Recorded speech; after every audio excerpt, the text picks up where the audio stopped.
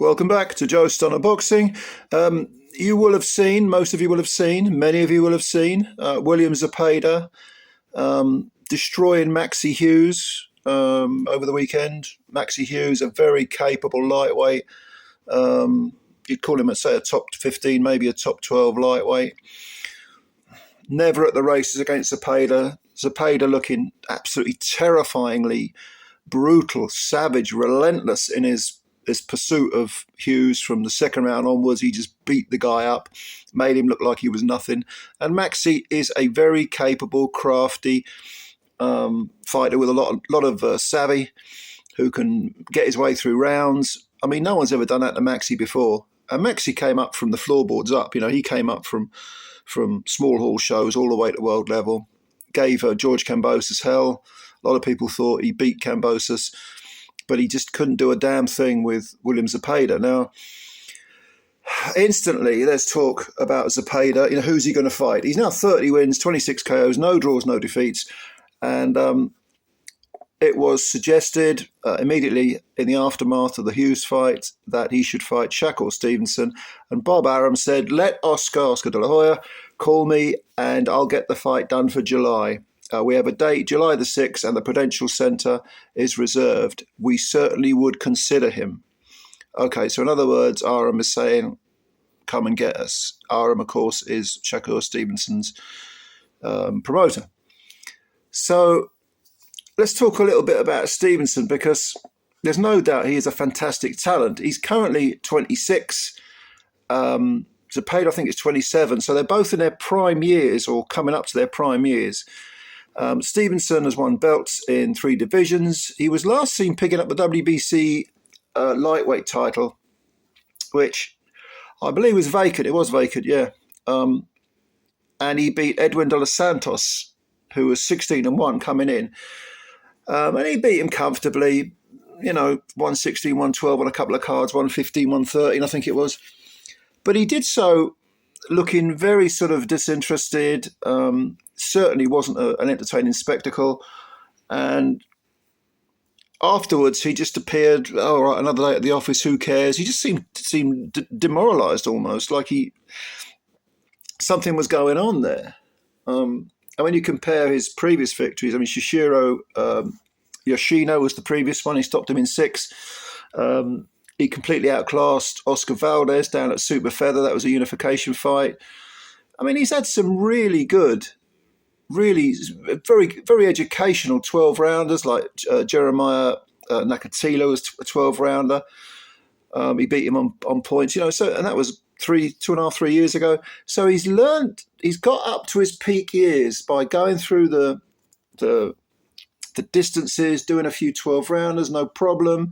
He's never been in any kind of real trouble, in a ring. It's all been a very good incremental education. And then he gets to Edwin de los Santos, beats him, but doesn't look attractive doing it. So Stevenson is due a good performance now. And of course, Zepeda has just been, smashing through everyone. I mean, Jojo Diaz took him 12 rounds, but Diaz got a hell of a punch. But even then, he wasn't really winning many rounds. Rene Alvarado took him 10 rounds. I'm going back to 2022 now.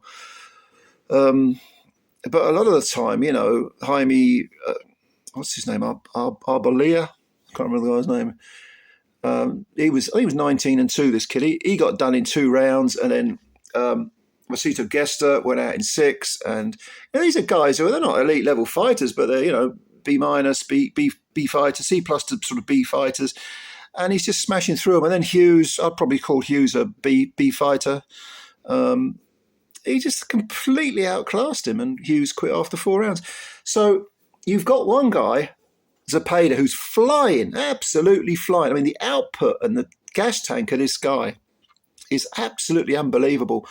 But what kind of style would make things really interesting? No doubt about it, Shakur Stevenson's type of style.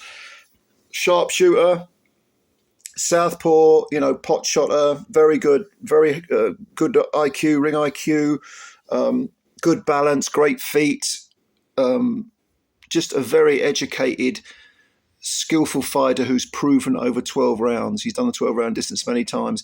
And I think this is, of all the lightweights that I would put Zepeda in with, I'd probably pick Shakur as the most interesting one. I mean, the winner of Kambosos and Lomachenko, which I think will be Lomachenko, that would be my, well, I think he's the favourite, put it that way. That would be an interesting fight too. But when you consider their ages, Shakur's 26, Zepeda 27, both in their peak years, the styles, the contrast in styles, you know, I'm thinking sort of Julio Cesar Chavez Sr. and Meldrick Taylor, you know, put them together. It's that type of fight, and I really, really want to see it. So I hope this comes to fruition. I hope Oscar does make that call that Bob Arum has said, and they can get it on for July. That would be a fantastic fight. And of course, no, it wouldn't be unification, would it? Because Zepeda ain't got a belt. It'll be for the WBC title, lightweight title, which is currently owned by Mr. Stevenson. So, what do you think? Are you looking forward to this fight? Do you think this is the fight to make for either guy? If not, who would you put Stevenson and Zepeda in with instead? Winner of Loma and Kambosos, maybe? I don't know. You tell me. So, yeah, I'm looking forward to reading your comments. And as always, thank you for your time. Please subscribe to the channel if you're new, and also hit the like button if you could. And spread the word about Joe Stunner Boxing. Let's build this channel up. It's yours as much as mine. Not much point in me making the videos if you don't watch them, but you do. Thank you very much. And as usual, take care. I'll catch you later. Bye for now.